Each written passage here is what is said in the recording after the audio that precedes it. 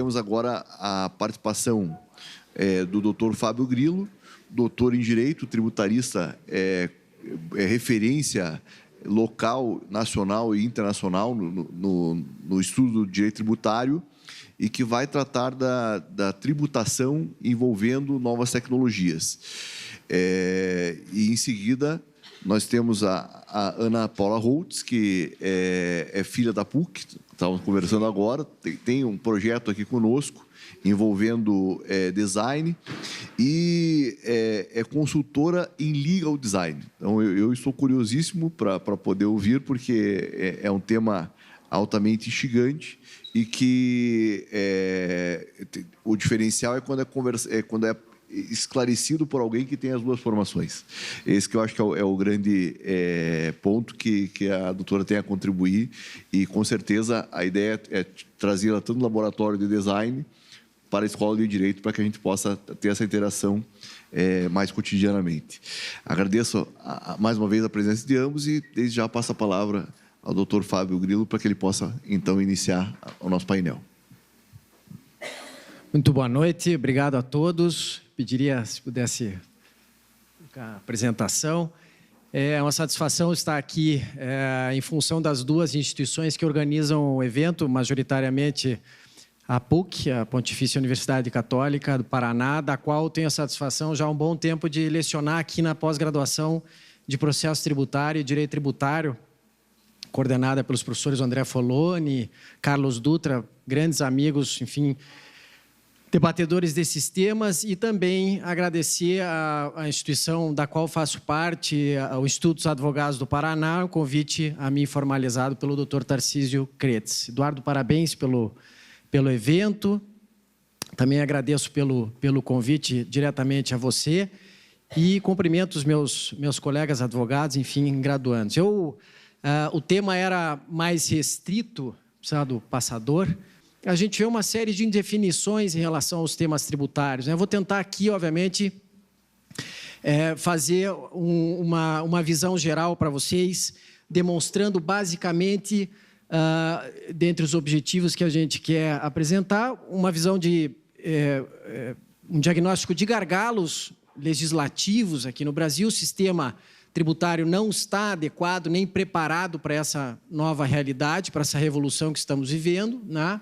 A gente vai avaliar com vocês alguns conceitos que revelam aspectos críticos e que são conformadores de contenciosos, né? Nós temos inúmeros contenciosos, inclusive a nível do Supremo Tribunal Federal, envolvendo essa temática que temos aqui hoje, e vamos ver, tentar identificar oportunidades, saídas, sugestões legislativas e interpretações a respeito desses problemas, né?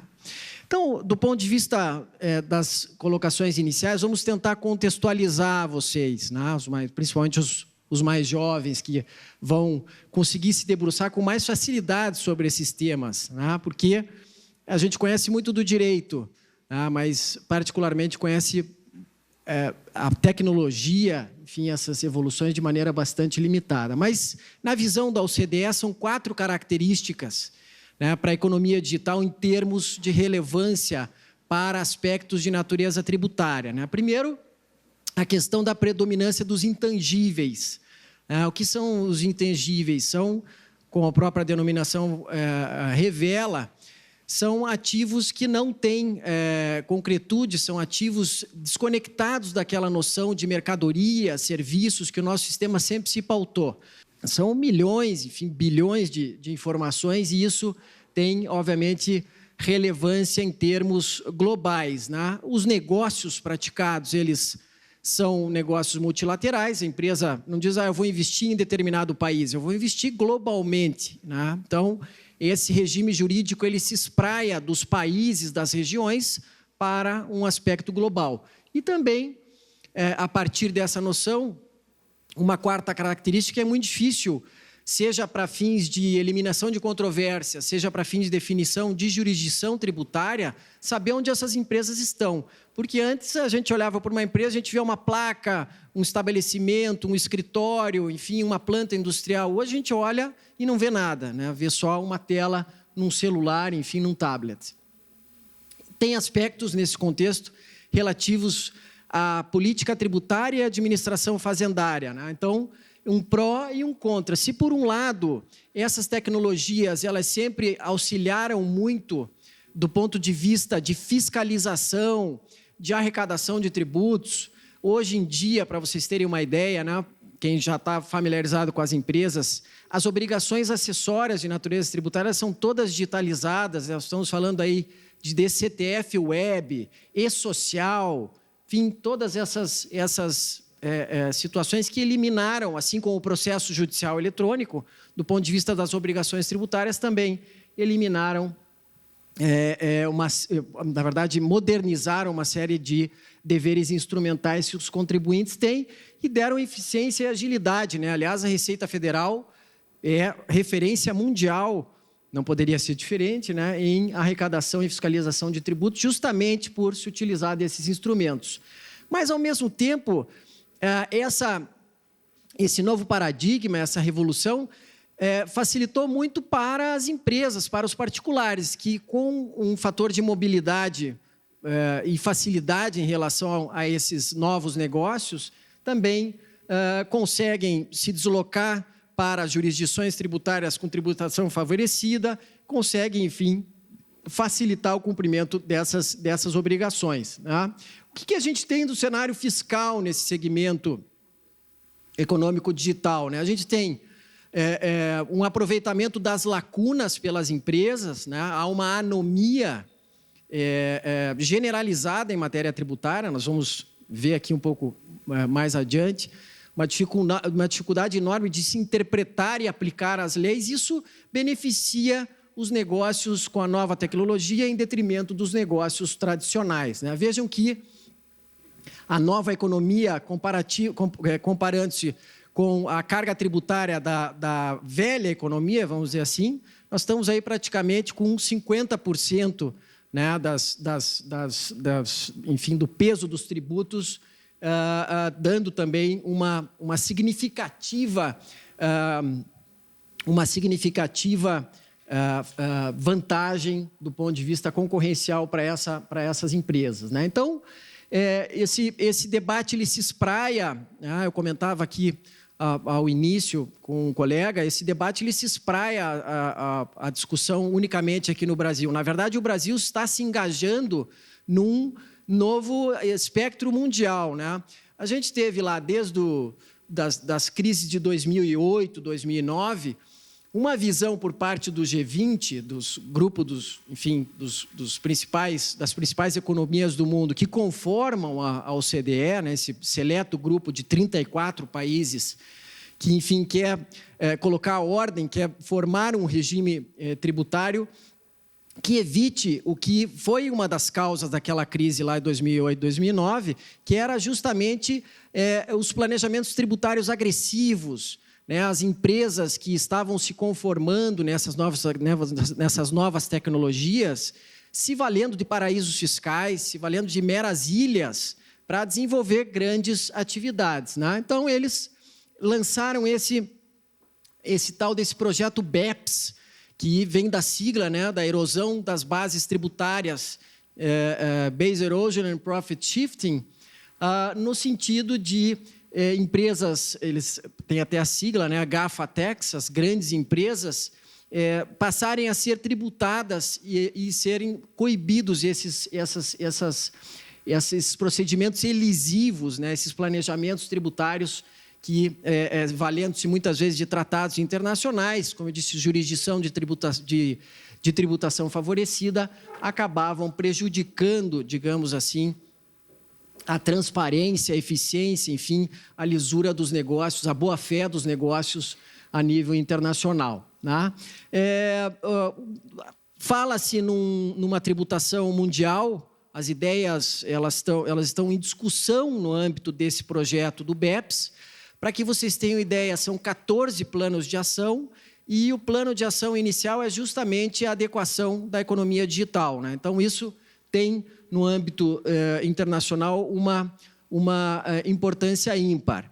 No Brasil, a sugestão é a imposição de um tributo com uma alíquota de 2%, né? Lógico que isso cria muita discussão lá fora, ninguém quer perder a arrecadação, né? Vejam, por exemplo, a Google tem a sua principal operação vinculada a uma pessoa jurídica sediada na Irlanda, né, com uma alíquota bem favorecida de 12,5% para a tributação das receitas auferidas. Então, isso tem também, do lado de quem já tem essas empresas localizadas, muita resistência em se modificar, né? Vejam comparativamente as alíquotas: Alemanha 19%, França e Reino Unido. A França aí está com 6 meses do Digital Tax, né? Enfim, aplicando sobre essas receitas esse tributo a uma base de 20%, que é coerente do ponto de vista internacional. Há uma mudança fundamental que eu mencionava a vocês. Quem sempre manuseou, teve a curiosidade de já dar uma olhada no regulamento do imposto de renda. O regulamento de imposto de renda, ele sempre deu, do ponto de vista internacional, das relações internacionais, do ponto de vista tributário, uma noção de estabelecimento permanente, como eu disse, vinculada à questão física, né? No momento, o regulamento atribuía ao estabelecimento permanente de uma determinada corporação o local da constituição da sua sede, o local do seu centro decisório, o local das reuniões dos seus conselhos de administração, até mesmo em centros de administração criados em jurisdições com tributação favorecida.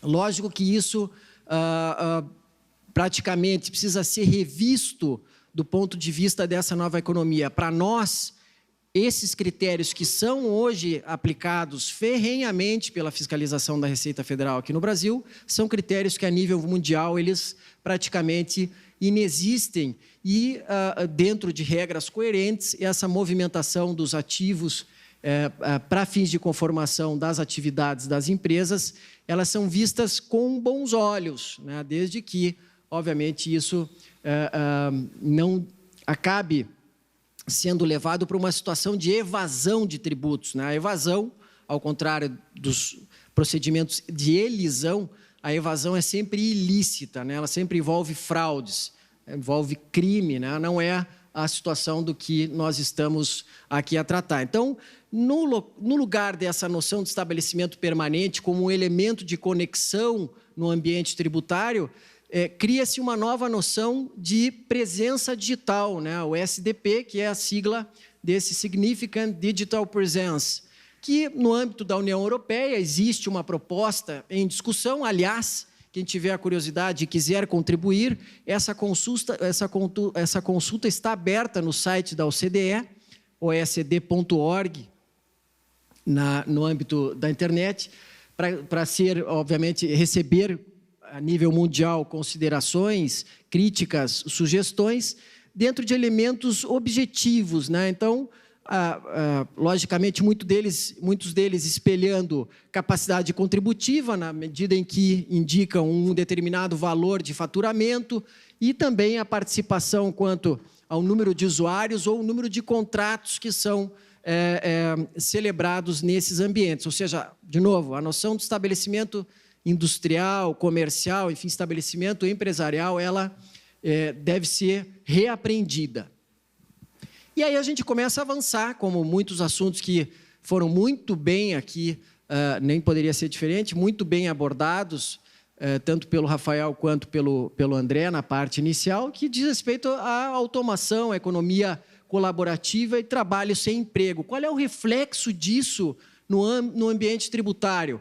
A gente sabe que essas relações, elas são relações que têm sinais exteriorizadores de riqueza, a renda que o trabalhador recebe em função do desempenho do seu trabalho assalariado, por exemplo, né, retido na fonte aqui no Brasil, e as próprias contribuições previdenciárias, aquelas contribuições que vão incidir nas antigas relações de trabalho. Lógico que há uma redução do âmbito de arrecadação em relação a esses tributos e uma preocupação enorme, porque isso precisa, obviamente,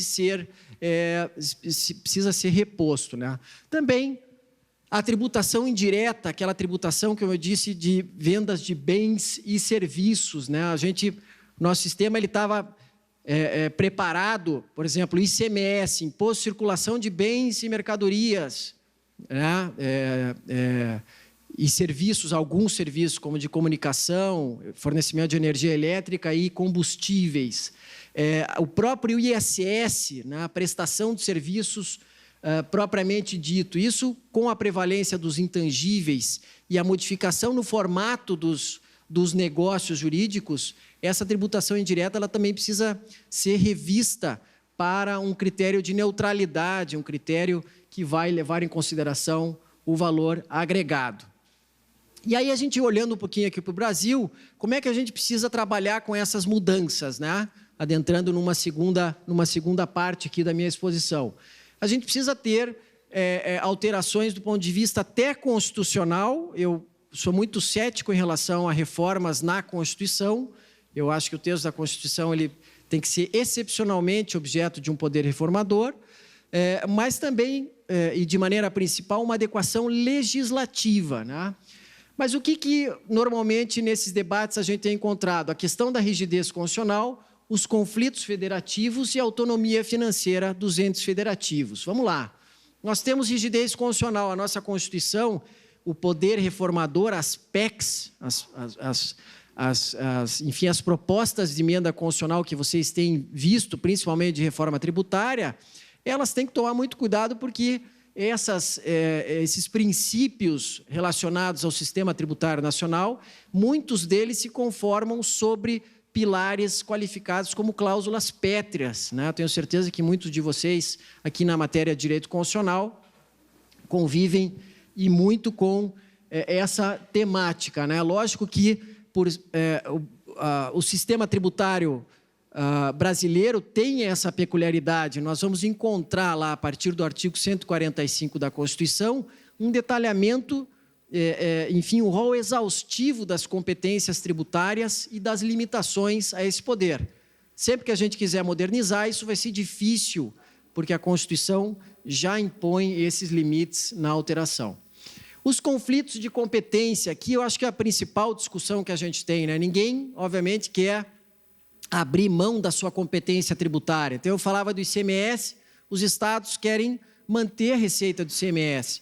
O ISS, que é um imposto municipal, os municípios não querem, né? Hoje a gente viu ontem a proposta do governo federal de,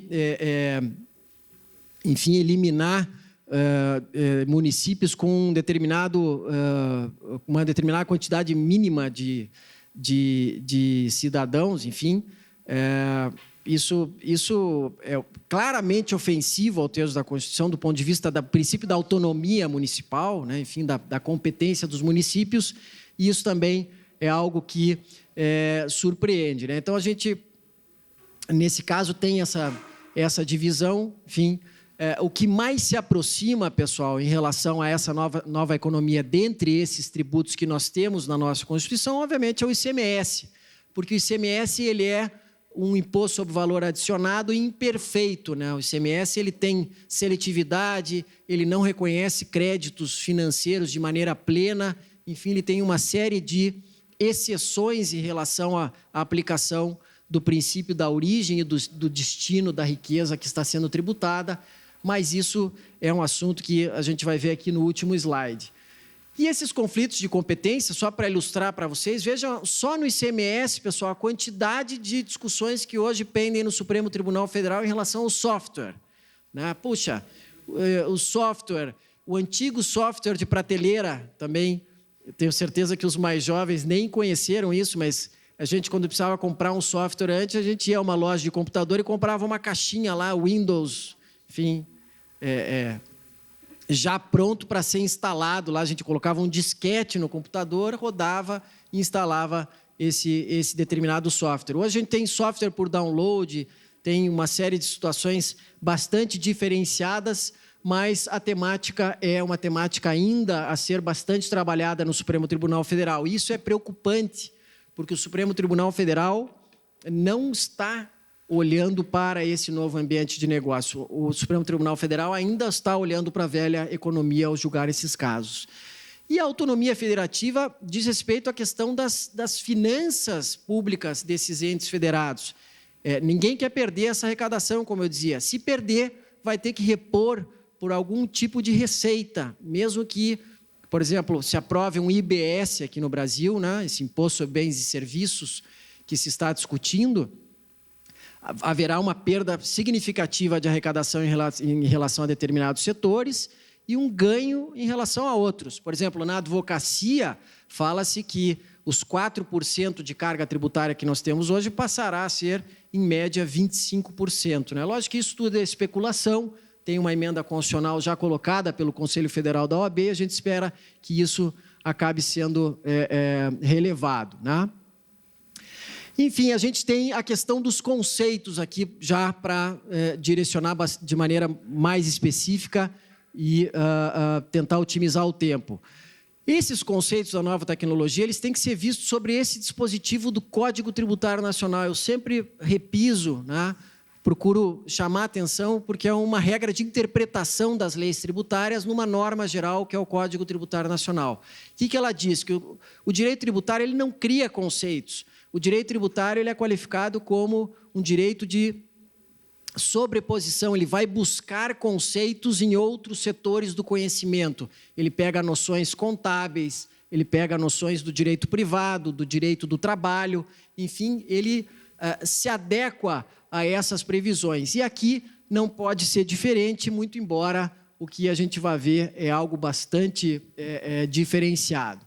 Então, dos pontos que a gente entende que são relevantes, e tem gerado muita confusão. A computação na nuvem, né? O cloud computing e as suas modalidades. Né? Puxa, vou mandar para a nuvem, tenho um drive externo de 1 tera, mas não confio, ele pode dar algum problema, eu posso perder, etc. Vou mandar o meu conteúdo para a nuvem. Eu tenho meu escritório, eu quero fazer um backup de todos os meus arquivos, vou mandar para a nuvem. A gente acaba caindo, obviamente, numa dessas modalidades de software. Né?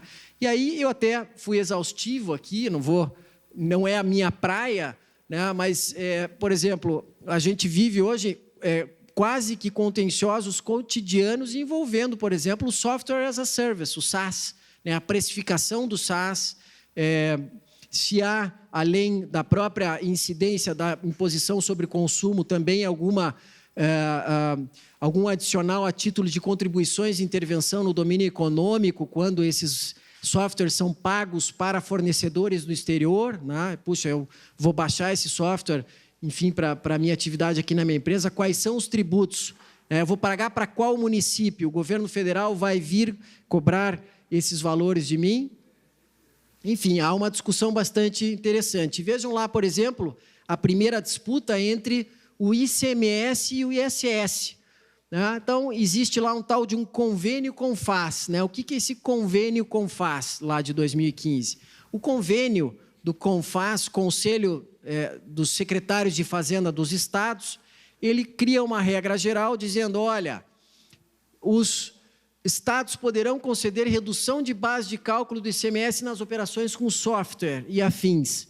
Se o convênio reconhece que pode conceder isenção, é porque reconhece que o poder de tributar está no âmbito da competência do ICMS, né? Está delimitando que esse software seja tributado pelo ICMS. Mas, na verdade, o que a gente tem desde 2016? Uma lei que qualifica na sua lista anexa, uma lei do Imposto sobre Serviços, que, como eu disse, é municipal, lista em um anexo que qualifica esses serviços, vários itens em que o software está lá presente como o próprio nome diz, Software as a Service, Infrastructure as a Service, né? Qualificado como se fosse, obviamente, um serviço passível de incidência pelo ISS. Está estabelecido o conflito, eu vou pagar ISS ou ICMS? Não sei. Eu vou, obviamente, me servir de pareceres de advogados, eu vou consultar a contabilidade da empresa, enfim, a minha assessoria para que eu tenha condição de tomar a decisão correta e caso eu venha a ser questionado ou do ponto de vista estadual pelo ICMS ou do ponto de vista municipal pelo ISS, eu tenha condições e substrato para me defender com previsibilidade. Né? Também, essa questão da nuvem cria uma discussão em relação à tributação sobre a renda, como eu dizia, né? Quando a gente fala em tributação sobre a renda, a gente qualifica um estado fonte e um estado de residência, fonte da riqueza ou a residência, no caso, a sede, o domicílio fiscal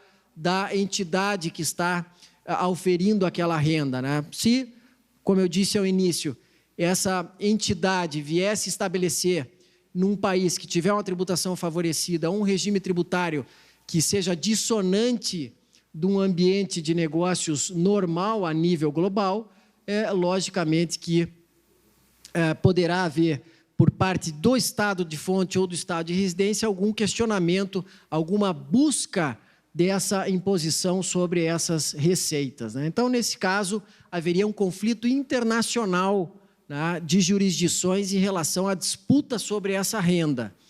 E só para ilustrar aqui para vocês, fazer um parêntese rápido, dentro desse BEPS, além do tratamento do plano específico número 1 da economia digital, o plano de ação número 14 já cria mecanismos para, a nível, por exemplo, de arbitragem tributária internacional, criar métodos de solução de controvérsias justamente para evitar, digamos assim, a judicialização, a busca de foros internacionais que não vão, a curto prazo, solucionar esses problemas. Avançando na economia compartilhada ou colaborativa, né? Como já foi colocado aqui, nós temos também situações de fragilidade no nosso sistema. Vamos dar aqui o exemplo para vocês do Airbnb, né? Que o André aqui já comentou de maneira bastante específica. Nós temos lá, por exemplo, a cidade de Caldas Novas, em Goiás, uma legislação que toma por base a legislação do turismo e a lei do inquilinato de aluguéis para se estabelecer a cobrança de ISS para todo imóvel que for alugado por temporada. Eu sei que em Ubatuba, por exemplo, no litoral de São Paulo, já copiou essa lei aqui, e isso a nível de associação de municípios deve se espraiar. Não é uma situação exclusiva aqui do Brasil, vamos usar dois centros turísticos importantes onde a gente vivencia essa situação, São Francisco, nos Estados Unidos, e Nova York também tem a mesma forma de reação em relação a esse tipo de legislação. Logicamente que há um projeto de lei no Congresso Nacional visando incluir, né, na regulamentação, o Airbnb na regulamentação de locação por temporada, mas vejam vocês, muitos usam a plataforma, se são os proprietários, devem informar no próprio uso do Airbnb para fins de declaração de imposto de renda o que estão ganhando em função daquele aluguel temporário, e também os usuários devem, desde logo, pagar IOF em função da operação de remuneração que fazem em relação ao serviço que está sendo disponibilizado. Uber e Cabify, transportes, né? Falou-se em uberização, enfim. Nós também temos aqui uma incidência na lista anexa à lei complementar, no item, especificamente no item 10.02 da lista anexa, a utilização numa interpretação extensiva do critério do agenciamento e da intermediação. Altamente questionável, né? Não sei se essa intermediação de negócios ela tem essa característica, me parece que a base de cálculo e não o fato em si gerador deveria ser considerado a partir disso. E, logicamente, que, nesse caso, deve-se levar em consideração o local da sede da empresa. E, não tendo o local da sede para fins de incidência de ISS, vai prevalecer o local de unidades econômicas onde a atividade ela é efetivamente desenvolvida. Também é um projeto de lei, logicamente, para incluir nesse item 1.10, de maneira bastante específica, esse tipo de aplicação, mas ainda está em discussão perante o Congresso Nacional. Aqui, já finalizando, uma referência aos serviços over the top, né?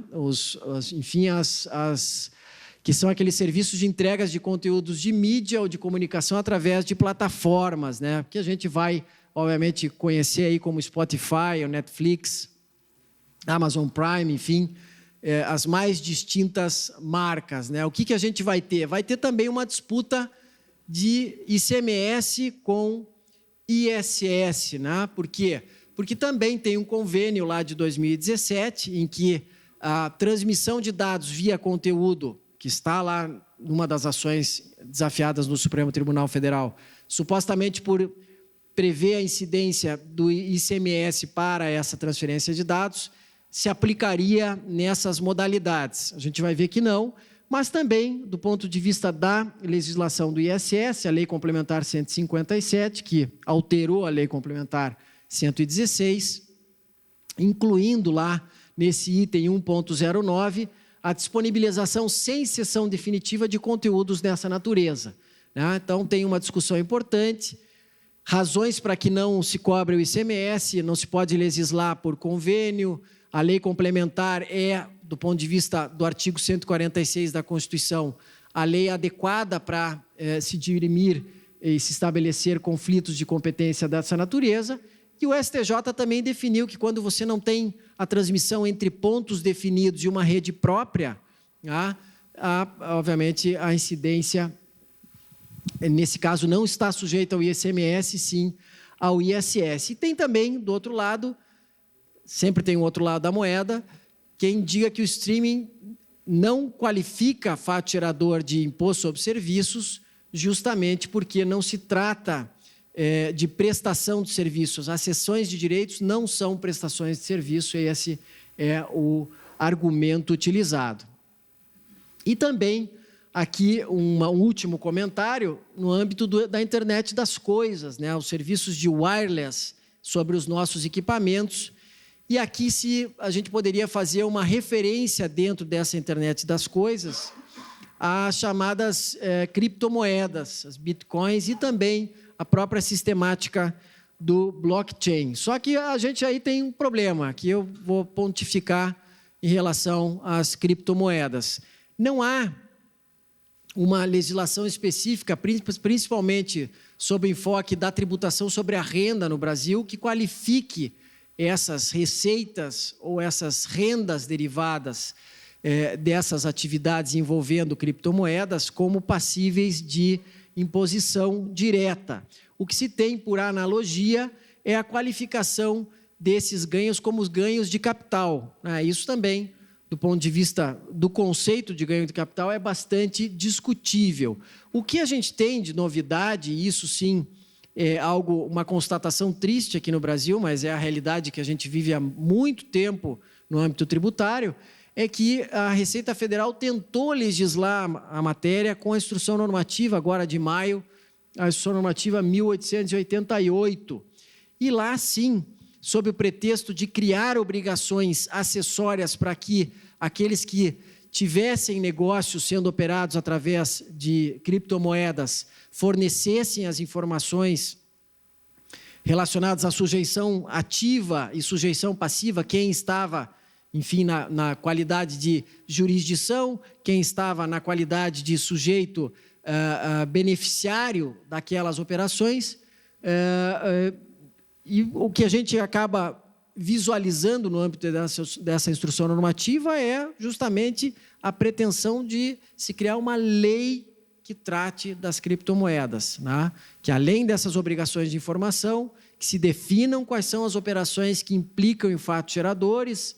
Artigo 4º tem 8 incisos, né, envolvendo as mais distintas modalidades de negócios jurídicos, e isso, obviamente, cria um ambiente de extrema insegurança para algo que já é desconhecido, por exemplo, no âmbito do direito privado. Não vou me arriscar a isso, mas do pouco que aprendi em relação às criptomoedas no direito privado, sei que nem mesmo a Comissão de Valores Mobiliários autorizou de maneira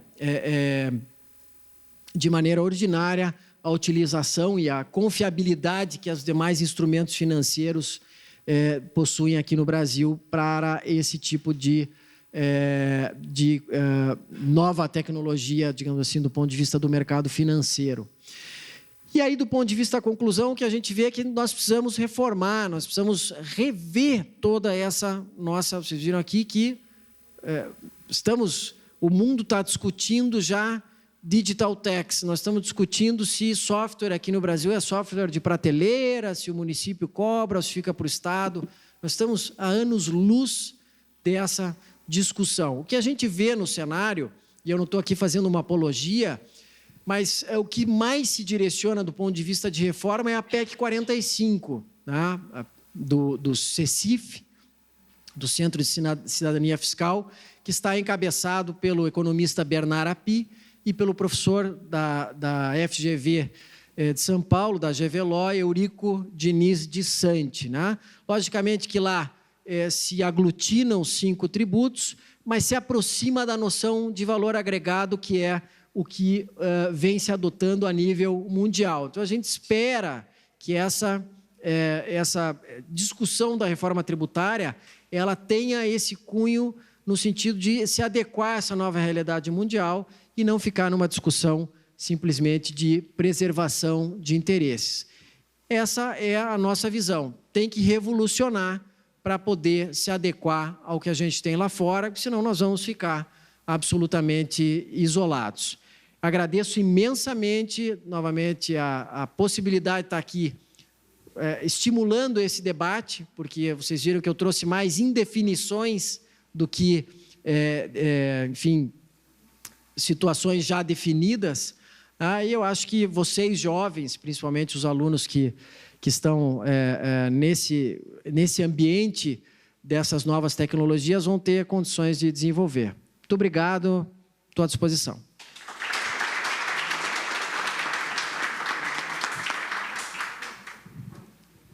Obrigado, professor Fábio. Dando sequência, eu já passo diretamente a palavra para a professora Ana Rhodes. Obrigada. Parabéns, guerreiros, né? 10 da noite, a gente merecia entrar no modo balada agora, né? E sair do modo palestra. Eu tenho uma boa e uma má notícia para vocês. A boa notícia é que eu passei a noite num voo vindo da Colômbia, então eu dormi 5 horas essa noite. Eu vou ser breve. A má notícia é que eu adoro esse assunto. E eu posso falar com vocês até meia-noite, o quanto vocês quiserem. Tá? Mas, doutor Tarcísio, muito obrigada pelo convite. É uma alegria poder trazer para a academia esse tema que está nascendo da prática e está entrando cada vez mais nas universidades. Professor Agostinho, muito obrigada também pelo convite. Enfim, o meu tema aqui é muito mais como falar de tudo isso que foi dito hoje aqui, o dia inteiro. Vocês devem ter tido palestra, devem ter assistido palestras pela manhã, de uma forma que as pessoas entendam melhor. Eu passei a palestra inteira aqui com o celular na mão, fazendo uma cola. Eu estava tentando fazer um resumo de tudo que se falava para tentar sintetizar algumas coisas para fazer sentido, afinal de contas, por que essa mulher, que é meio designer, meio advogada, está aqui no meio de tantos advogados falando de tecnologia e de direito material também, né? Deixa eu passar aqui, estou com muita coisa na mão. Bom, eu sou Ana Paula, me formei aqui na PUC em 94 em Direito. Venho do processo civil, sou advogada corporativa, trabalhei 20 anos em multinacionais, trabalhei no Grupo New Holland, trabalhei na Sumitomo Corporation em São Paulo, e sempre fiz esse meio de campo entre o direito do jurídico da empresa com os escritórios terceirizados. Eu sempre traduzi o que os advogados diziam para os executivos e o que os executivos diziam para os advogados dos escritórios. Há uns 3 anos atrás, eu comecei a me interessar por outras áreas, por pesquisa e também por design. E descobri um design que era diferente do design que eu tinha aprendido quando eu era criança, ou que eu imaginava que ele fosse, né? Os meus contatos estão aqui, não sei se a gente vai ter tempo de fazer pergunta, mas fiquem à vontade. No final, eu vou entregar uma cópia da minha palestra para vocês. Então, não se preocupem com o conteúdo, ela é meio comprida, eu vou dar uma passada mais rápida, porque a gente já está com a hora adiantada, mas vocês vão ter acesso também a esse material. O que eu estava tentando ver aqui durante essa fala toda é como que tudo isso que a gente está dizendo aqui hoje se comunica. E é o tempo todo que tudo isso se comunica, e é o tempo todo que toda essa questão de tecnologia e inovação tem tudo a ver. Né? O tema da minha fala, que é Visual Law, são novas formas de falar de tudo isso que foi dito hoje. Como que a gente comunica para as pessoas, nós advogados, tantas questões jurídicas que já são estranhas para as pessoas que não são do direito e também de tecnologia. E existem novas formas de falar também, porque nós temos novos meios de comunicação. Mas eu queria pensar algumas coisas aqui que foram ditas, né? Primeiro, que essas novas concepções que o Dr. Tarcísio falou, sem dramas, né? E que nunca foi tão importante a gente ter alma e falar de pessoas para pessoas e entender o que é que existe dentro da gente, o que é que fica no meio de tanta tecnologia e de tanta inovação. Bom, a gente já é meio ciborgue, né? Eu estou com esse celular pendurado aqui na minha mão o dia inteiro, que virou uma extensão. Tenho filhos adolescentes que andam com o celular na mão, não guardam nunca. E a tecnologia faz parte do nosso corpo também. Só que nós temos códigos humanos, nós temos códigos biológicos e nós temos a nossa identidade humana. Então, resgatar essa nossa identidade para a gente se comunicar e traduzir tudo isso de pessoa para pessoa nunca foi tão importante, né? Eu gostei muito quando quem que falou sobre isso? O avião, o Dr. Rafael falou, né? De um avião que é pilotado sozinho por qualquer pessoa, né? Ele não é inteligência, não é machine learning, não é inteligência artificial, é automação. Qual que é a diferença desse avião? É uma interface. É como ele comunica para as pessoas normais. Se a gente for, nós, civis, não pilotos, entrarmos numa cabine de comando de um avião hoje em dia, a gente não vai entender absolutamente nada. O que é que essa nova tecnologia desse avião vai fazer? Vai falar de forma didática como é que uma pessoa que nunca pilotou uma aeronave na vida pode resolver uma situação de emergência que seja ali. Então, simplesmente é uma nova interface, é uma nova forma de comunicar o funcionamento de um produto. Quando os computadores apareceram, eu não sei se vocês assistiram um filme da NASA, daquelas 3 mulheres negras que Estrelas Além do Tempo, né? Eles ocupavam uma sala inteira, eles eram indecifráveis. E o usuário era considerado aquela peça burra que sentava atrás da máquina. E a interação humano-computador, a pessoa tinha que se virar com aquilo, né? No filme mostra como elas resolveram isso. A Apple mostrou para a gente como dá para a gente interagir com a tecnologia com um botão. Ninguém fez curso para usar iPhone. A pessoa abre, tira da caixinha, começa a usar, é intuitivo. Por quê? Porque existe uma interface, né? Então, é isso que eu vou falar para vocês hoje. Já acabou minha cola aqui. E eu quero que vocês prestem atenção. Vocês ouviram muito uma palavra aqui que a gente, como advogado, não escuta. A palavra usuário. A gente escuta a palavra cliente na faculdade. Mas aqui a gente falou de usuário. Eu ouvi várias vezes as pessoas falando de usuário, né? Por quê? Bom, a gente começou assim, a nossa humanidade começou assim, se comunicando com imagens. E aí, se a gente vai falar de comunicação, é importante olhar para quem entende muito de comunicação. E eu estava conversando com a Cassiana, que é jornalista, agora há pouco, e ela estava me contando como que ela tem tentado comunicar o direito também de uma forma mais simples, mas como que os meios de comunicação evoluíram ao longo do tempo para falar de notícias, né? Os jornais começaram em preto e branco, porque cor era algo muito caro. Também, quando eles começaram, não existia como você transmitir a informação de um continente para o outro, então existia o Jornal da Manhã e o Jornal da Tarde. Depois veio o telégrafo, telefone, internet, banda larga, e aí a gente consome informação em tempo real, né? Você vê uma pessoa sentada com um jornal na mão, eu acho uma coisa linda, acho uma coisa muito romântica, né? Mas a gente consome em tela hoje em dia e interage com a notícia. Então, é assim que a imprensa evoluiu, é assim que a comunicação evoluiu. E a comunicação jurídica? Em que década ela ficou? Se eu pegar um contrato de banda larga, pode ser qualquer um. Ele tem mais ou menos essa cara. Tudo bem, a Anatel coloca uma série de exigências que as empresas de telefonia precisam cumprir, e os contratos são longos e pesados exatamente por todas essas exigências. Mas até porque as exigências da Anatel são escritas dessa forma. Outro dia eu estava num projeto da área do setor elétrico e eu precisava ler, né, uma série de normas da ANEEL.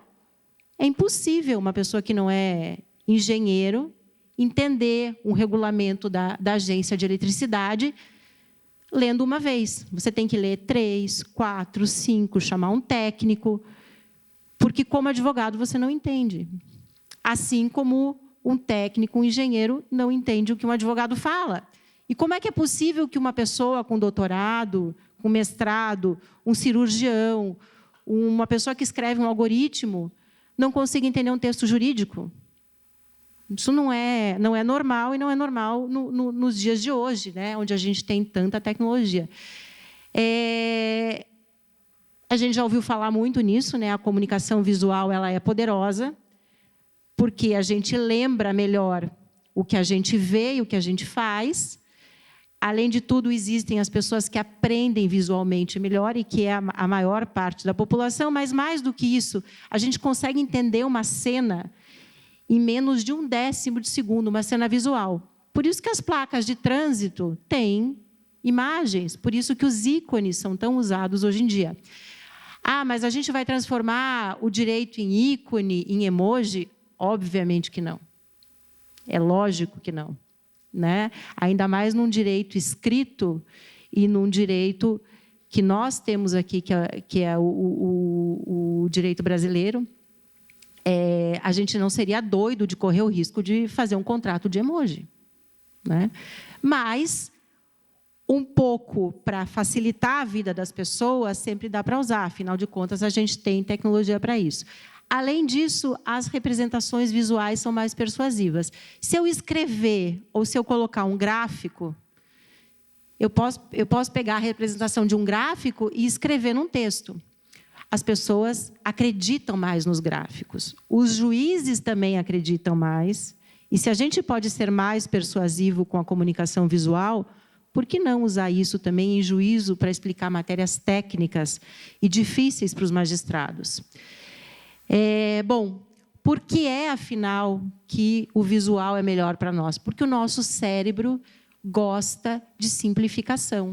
Ainda mais hoje em dia, que a gente consome tanta informação, com tanto volume, com tanta tela, nós fomos feitos biologicamente para encontrar atalhos. O nosso cérebro gosta de entender de forma concreta. E, mais do que nunca, nós precisamos produzir informação para as pessoas que não são do direito. Por quê? Porque hoje em dia a gente não tem mais só uma máquina de escrever e um papel na mão. Hoje em dia a gente tem inúmeras ferramentas de compartilhamento, de produção, e você não precisa ser um expert, um designer para fazer isso, né? Eu trouxe alguns exemplos para vocês. Esse é um exemplo de uma consultoria de design da Finlândia. Esse movimento de legal design, de visual law, ele surgiu muito na Finlândia e no Vale do Silício, na Universidade de Stanford. Esse é um caso da tese de doutorado, de mestrado da Emma Hartzberg. Ele é um contrato de honorários. Muito simples. Não é um aplicativo, não é uma tecnologia, é simplesmente uma organização da informação. Como a informação organizada e pensada gera confiança. A gente chama isso de usabilidade.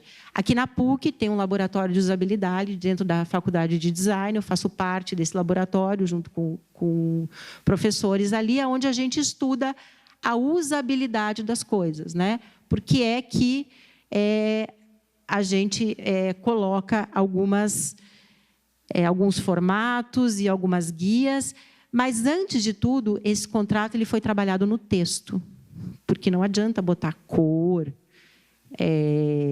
figura, elemento gráfico, se você não trabalhar o texto. E, indo aí para a inteligência artificial, para o Watson, e com essa ideia que a gente tem de que, logo, logo, algumas ações serão julgadas, sim, por inteligência artificial? Tudo vai acontecer com dados. Tudo vai se resumir a dados.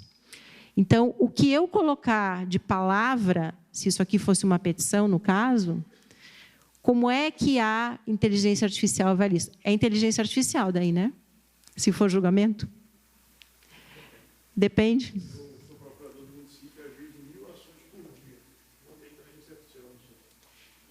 Mas em caso de julgamento, daí?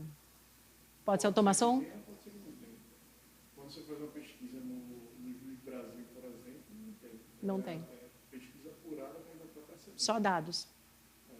E trabalhar um texto de um contrato, de um parecer, de uma peça, também é muito importante. Então, tudo começa, né? Os advogados dizem, mas agora eu vou ter que desenhar. Primeiro de tudo, a gente precisa escrever bem, né? Eu comecei a peticionar no tempo da máquina de escrever. A gente precisava pensar muito. A gente fazia o rascunho à mão, ou numa maquininha mais, né, vagabundinha ali, depois passava para alguém fazer, mas não tinha Ctrl+C, Ctrl+V. A gente precisava escrever o texto inteiro e pensar no texto.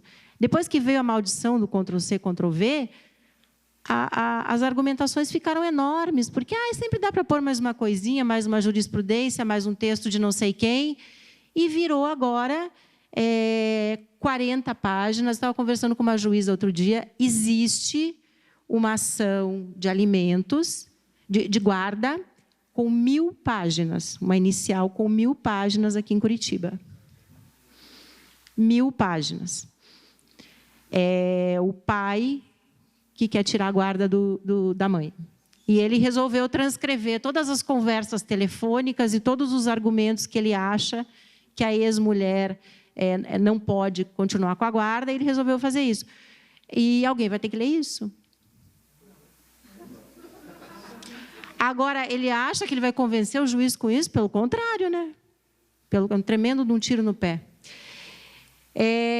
Esse é um exemplo de um ex-aluno, eu dou alguns cursos, ele preparou um resuminho da procuração para o cliente.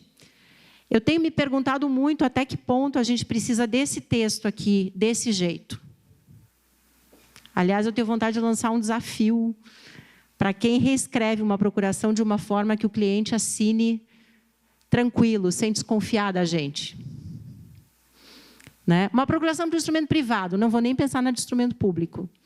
Mas, se você entrega uma explicaçãozinha para o cliente, ele já fica mais tranquilo.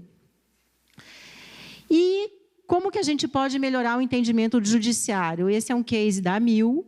Né? A AMIL queria mudar a imagem que ela tinha perante o judiciário em algumas teses. Então, eles decidiram negociar em várias teses e fazer acordo, mas algumas teses eles queriam brigar até o fim.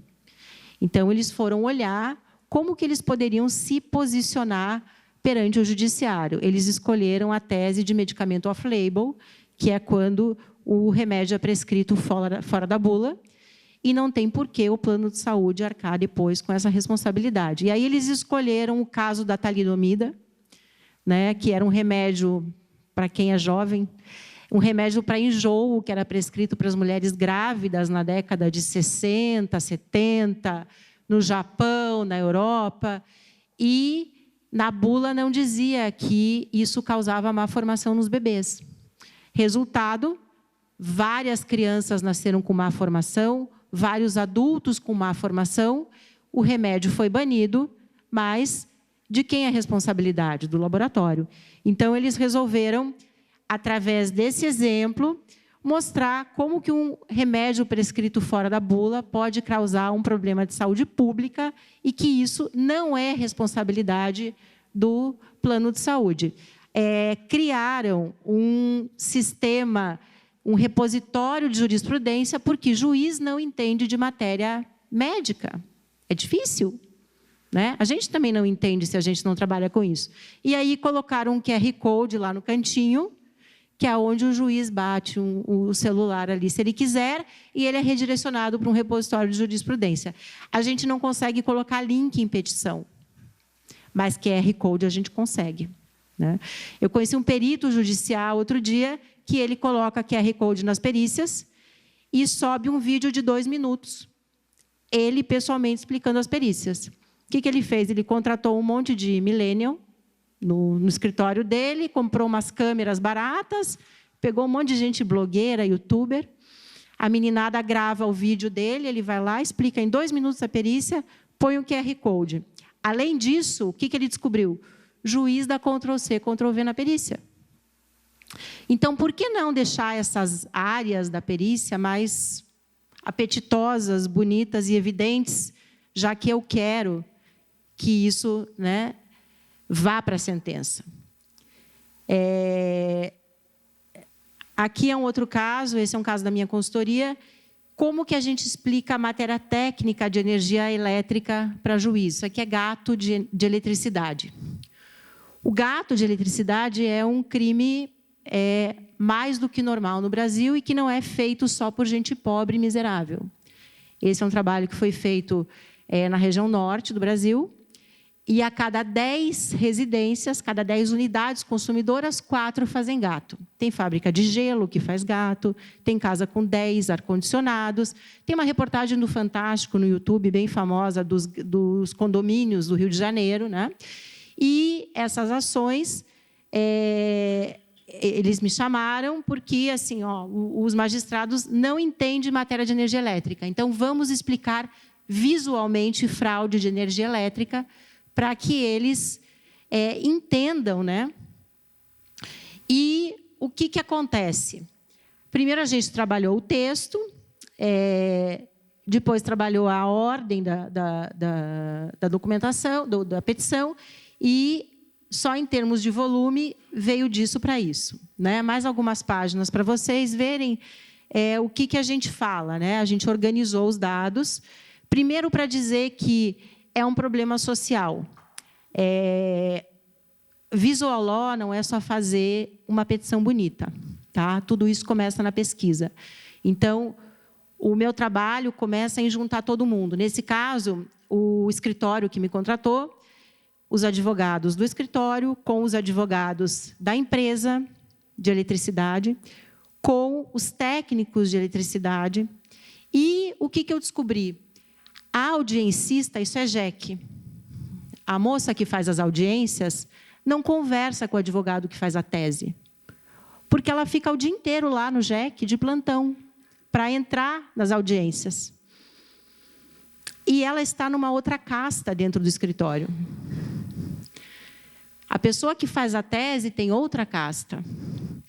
E as pessoas que cuidam dos prazos estão em outra casta. Muito, né? A gente tem esse sistema. A própria controladoria jurídica também, ela afasta as pessoas da colaboração e da multidisciplinaridade. Quando eu comecei esse trabalho, me disseram no escritório, a gente não pode chamar isso de gato. Não pode. Gato, a Sociedade Protetora dos Animais vai vir em cima da gente, não dá. É um problema, não chama de gato. Fomos, e é verdade, já teve problema com a Telebrás, já teve problema. É bonito isso. Mas aí a gente foi na empresa de energia, né, na distribuidora, e tinha um outdoor lá. Você viu um gato por aí? Só que era um olho. Né? Denuncia o gato, uma campanha interna para os funcionários. Por quê? Porque os próprios funcionários da distribuidora de eletricidade, às vezes, fazem um bico fazendo gato. Porque eles entendem desse negócio.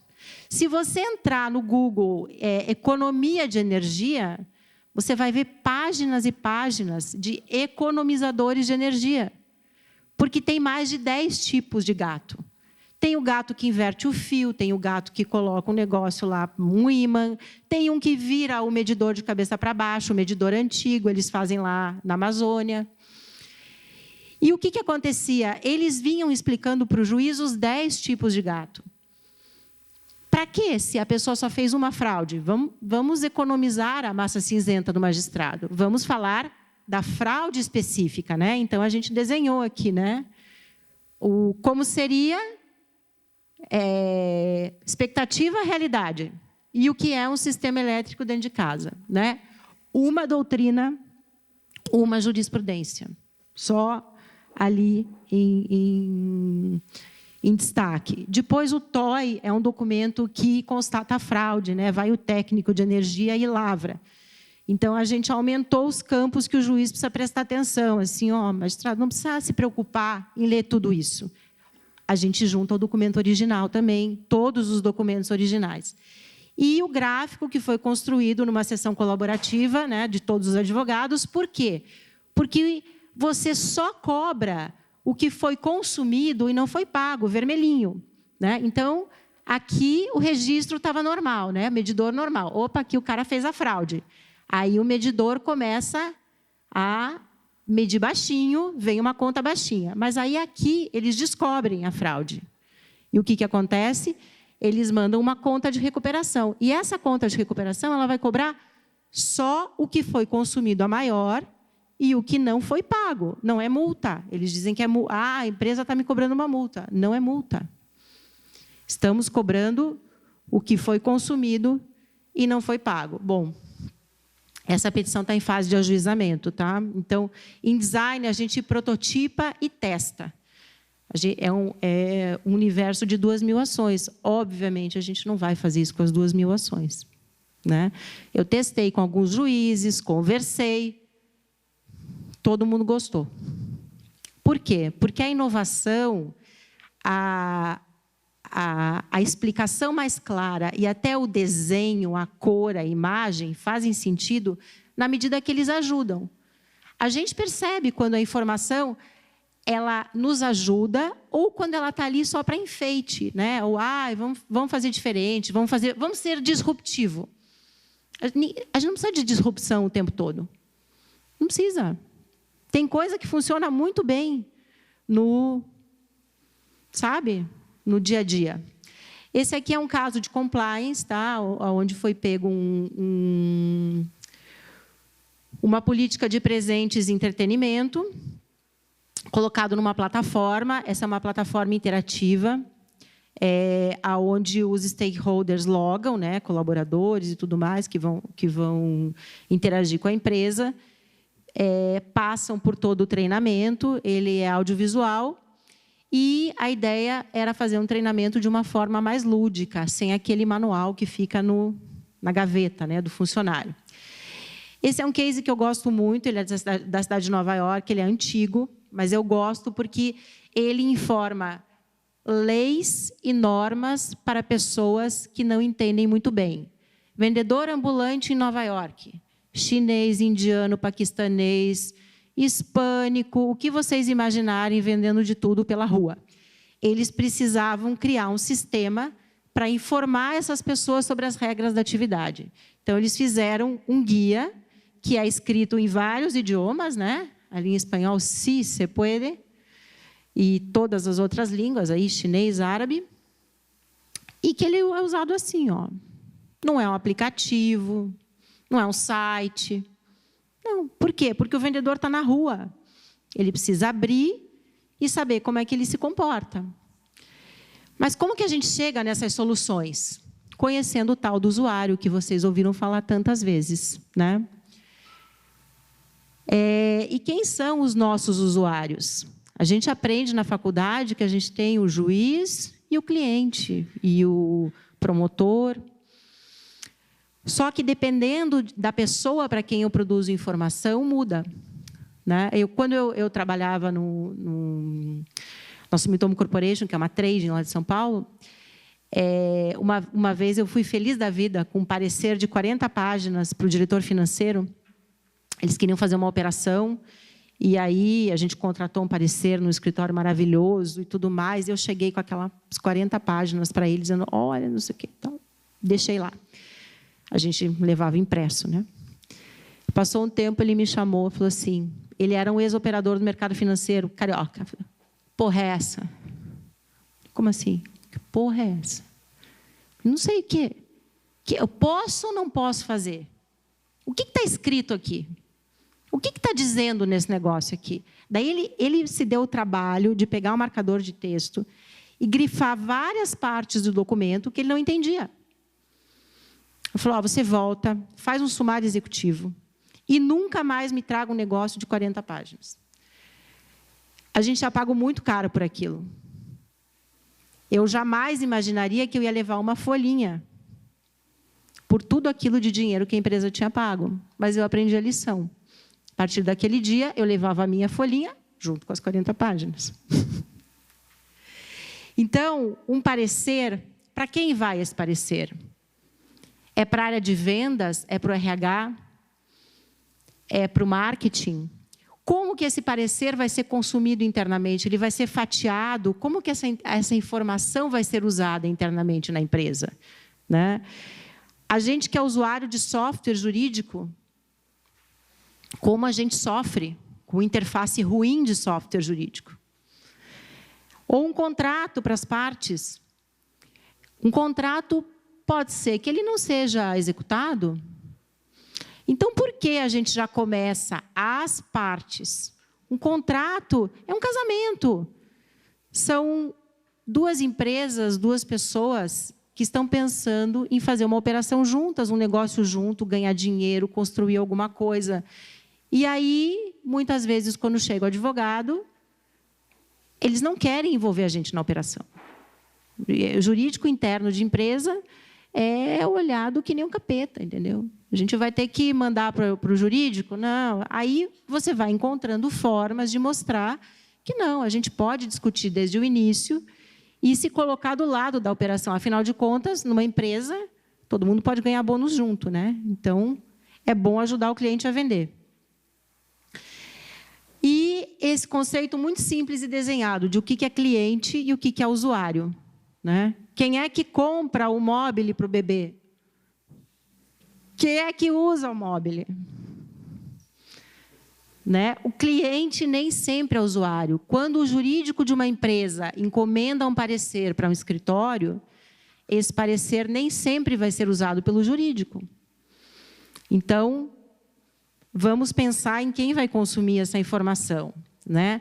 E aí é que a gente usa a abordagem de design muito antes de chegar naquele negócio bonito. Como eu falei para vocês, no caso do gato, né, entender. Então, com a minha equipe, eu li lá mais de 20 jogos de inicial, contestação e sentença do gato, vi várias, estudei bastante, juntei todo mundo num processo de imersão para entender. Né? A gente falou com muito técnico de energia elétrica, o cara que vai ali para cortar o fio, para botar o fio, para fotografar o fio. Tem gente com arma na mão, que toca o cara e diz, aqui não, aqui eu faço gato e se dane. Pega essas cidades do interior, aí, do norte do Brasil. É assim que funciona.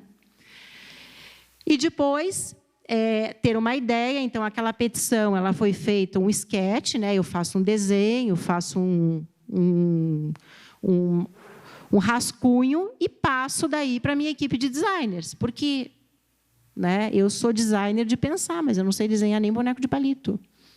Então, eles deixam lindo, escolhem a cor e a gente vai trabalhando junto. E aí a gente faz um protótipo, testa e vê o que funciona e o que não funciona. Né? R rápido, R cedo, que é o que pregam agora as startups. Né? Você tenta e vai. Por quê? Isso veio do modelo de desenvolvimento de software. Né? Uma hora de programação custa muito caro. Então, vamos fazer um MVP, vamos testar, porque retrabalho custa caro. E tudo isso nasce da empatia.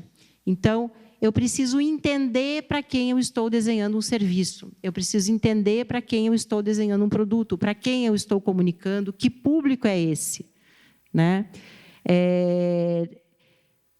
Se eu pegar olhar quem são os magistrados, se eu pegar uma juíza comarca em trânsito inicial, uma mulher com filhos, vara única, ela chega lá, o que ela quer resolver? Alimentos e réu preso. Que vontade ela tem de olhar para uma ação de eletricidade que discute plano de saúde? Ela já chega e dá uma canetada contra o plano de saúde, contra a empresa de eletricidade. Por quê? Primeiro, porque o profissional do direito não entende dessa matéria. É chato, a gente não gosta. É difícil. E ninguém é obrigado a saber de tudo. né? E segundo, porque realmente não é uma questão de vida ou morte. Então, como a gente trabalha isso, né? E fazendo a pesquisa e entendendo o problema. A gente, como advogado, a gente fala demais e se preocupa muito com o risco do cliente. A gente é treinado para farejar risco e proteger o cliente dos riscos. Às vezes, o cliente está ok para correr aqueles riscos. E também, a gente não deixa, às vezes, eles falarem muito, né? Eu fiz um trabalho acadêmico sobre comunicação entre clientes e advogados, e falei com muitos usuários, muitas pessoas que conversavam com advogados. E umas 3 pessoas me disseram a mesma coisa. Puxa, eu sentei lá, comecei a contar a minha história, e o advogado dizia: ah, não, isso não é importante para o caso. Isso não interessa. Fala outra coisa. Não, isso não. Isso sim faz diferença. Então, deixar as pessoas falarem. Porque, quando elas falam, a gente entende com quem a gente está lidando. E a gente entende como esse usuário funciona também. Então, nós lidamos com pessoas o tempo todo. A gente tem uma oportunidade enorme de fazer pesquisa, né? De entender como que as pessoas funcionam. E também entender em que contexto ele vai acessar essa informação. Né? Quando eu mostrei para vocês isso, qual é o contexto dele? Ele está na rua, de pé, não tem acesso, talvez... Esse projeto já tem uns 8 anos. Então, smartphone não era assim na mão de todo mundo. Hoje em dia, mendigo tem smartphone, né? Todo mundo tem smartphone. Nessa época, não era. Então, em que contexto ele vai usar? Conversando com juízes, eles baixam as coisas no iPhone e vão ler em casa, com o filho fazendo lição do lado. Do mesmo jeito que a gente lê documento, que a gente lê contrato. Pode levar para o banheiro até. Ou será que o magistrado faz uma sessão e se senta na cadeira para ler as nossas petições? Não. É a vida como ela é. Então, esse é o contexto desses usuários, né? E aqui eu trago um exemplo também. Esse foi um aluno também de um dos meus cursos, que uma proposta de serviço para o cliente por WhatsApp. Cada vez as pessoas usam menos e-mail. Pessoal mais jovem aqui, todo mundo tem e-mail? Todo mundo tem? Todo mundo usa? Esses dias, uma moça de 18 anos me pediu um material e ela me mandou o e-mail da mãe, porque ela não tem e-mail. Eu falei: nossa, mas esse nome não é teu. Ah, não, esse e-mail é da minha mãe. Eu falei: nossa, você não tem e-mail? Não, para quê? Mas é de graça. Não, para que eu vou ter e-mail se eu tenho WhatsApp? E aí, se você quer ser lido rápido e se você quer ser compartilhado, mande por WhatsApp.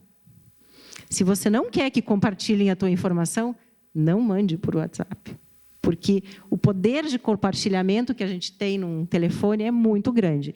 Mas, nesse caso, é uma proposta para uma análise de LGPD para uma empresa que faz vitaminas e suplementos fitness. É uma empresária que vende produtos fitness e suplementos para o mercado. O que ela entende?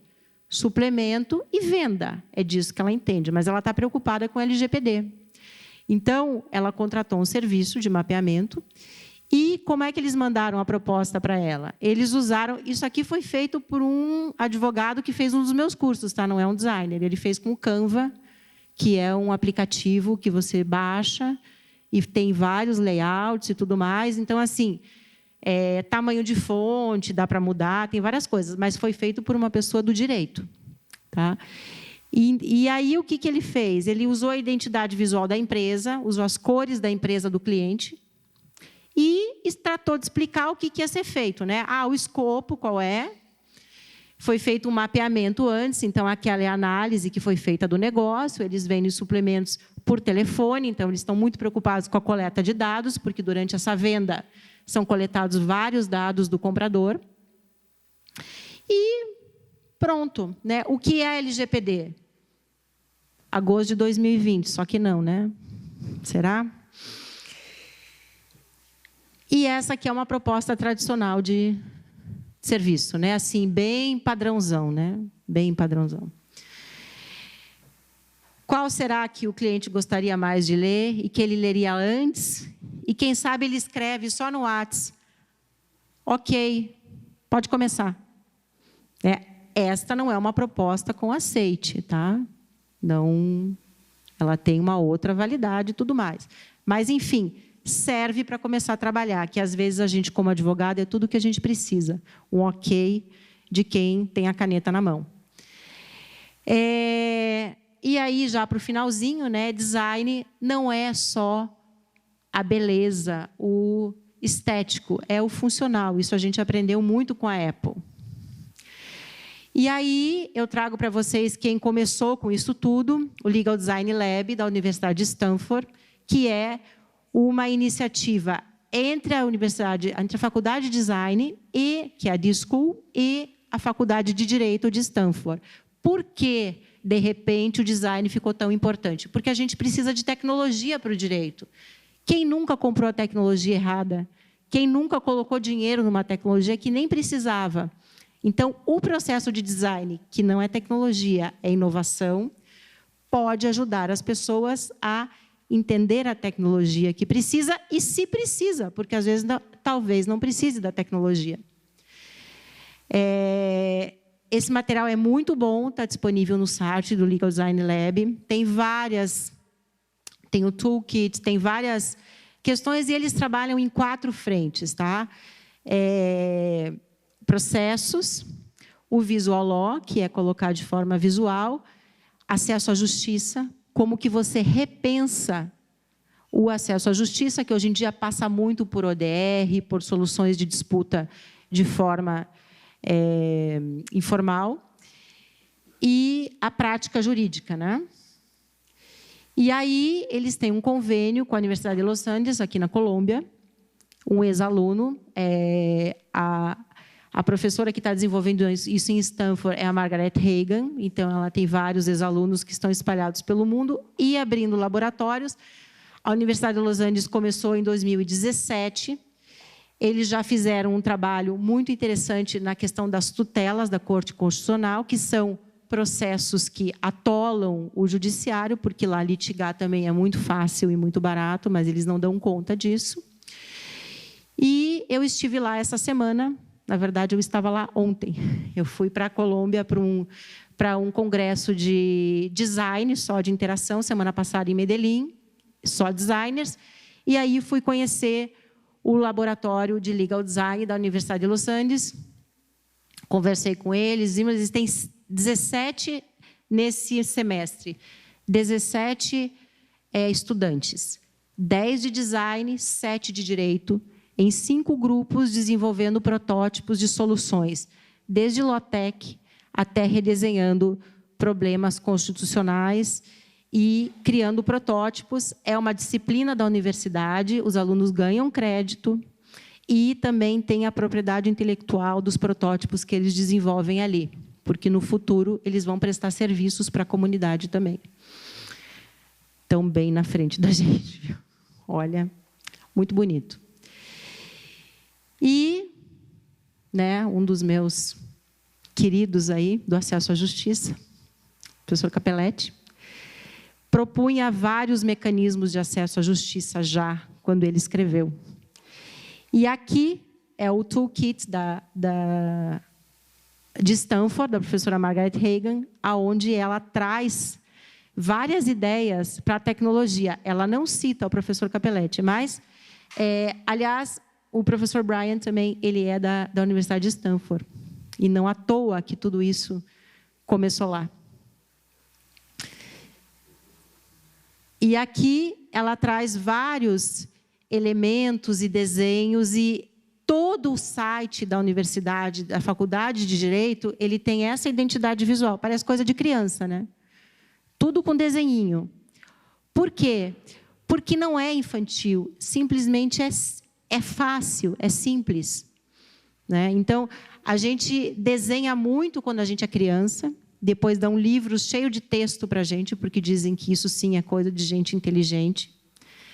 Mas a verdade é que, hoje em dia, nós temos um poder para compartilhar imagens e produzir imagens com a tecnologia que é muito importante e não pode ser deixado de lado. Então, por que a gente vai ficar só com o texto, né? A ideia do Visual Law é você usar texto, imagem, ou às vezes nem usar imagem, simplesmente usar diagramação, como eu mostrei naquele contrato de honorários para vocês.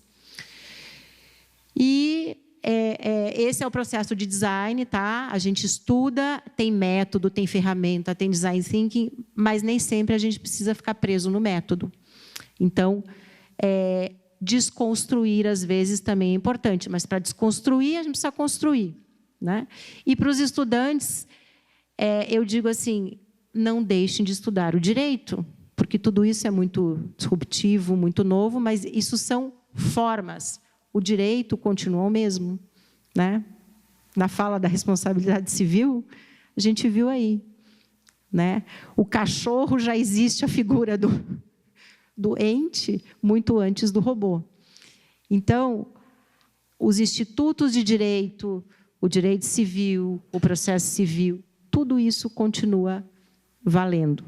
Só que a gente pode comunicar de um jeito diferente, dependendo para quem nós vamos falar, né? Essa é a ideia.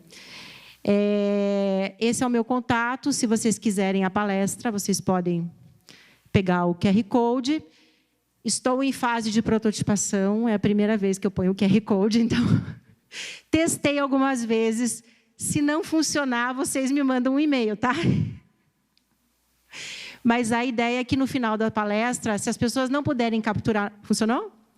Se as pessoas não puderem capturar na hora e não tiverem com o leitor, tira uma foto e depois faz a leitura mais tarde, porque eu sou uma que fico tirando foto de palestra, a palestra inteira, assim, anotando enlouquecidamente. Então, essa é uma das ideias.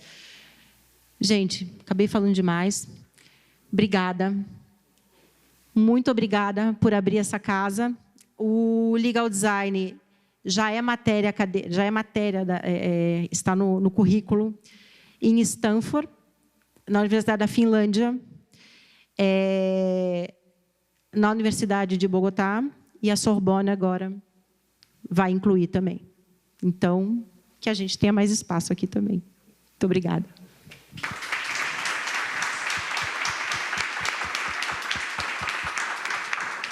Obrigado, professora Ana. Obrigado, professor Fábio. A participação dos dois. Efetivamente, o dia hoje foi muito produtivo. Começamos lá pela manhã vendo como o sistema financeiro está sendo afetado pelo blockchain e terminamos agora vendo como o universo jurídico, no convencimento, ele pode se valer de outras ferramentas que vão muito além da argumentação. E não só no convencimento, na verdade, no acesso à informação. Essa é a grande mensagem. E está lançado o desafio. Eu vejo espaço aí para uma disciplina eletiva dentro do nosso programa, com certeza, para a gente amadurecer. Já tem espaço para isso. A professora Ângela Leitão, que é a decana, é muito próxima. Com certeza, vamos avançar nessa ideia. Agradeço ao Instituto dos Advogados do Paraná, na pessoa do doutor Tarcísio Kreutz, nosso professor da Universidade de Direito Empresarial. Eu estou ocupando a vaga que ele deixou eu aqui cuidando, né, professor? Mas a cadeira é dele. É muito bom ter todos vocês aqui até esse momento. A Comissão de Inovação e Gestão na parceria no nosso evento. Muito obrigado e uma boa continuação na nossa semana. Temos outros eventos ainda ocorrendo na semana. Uma boa noite a todos. Obrigado.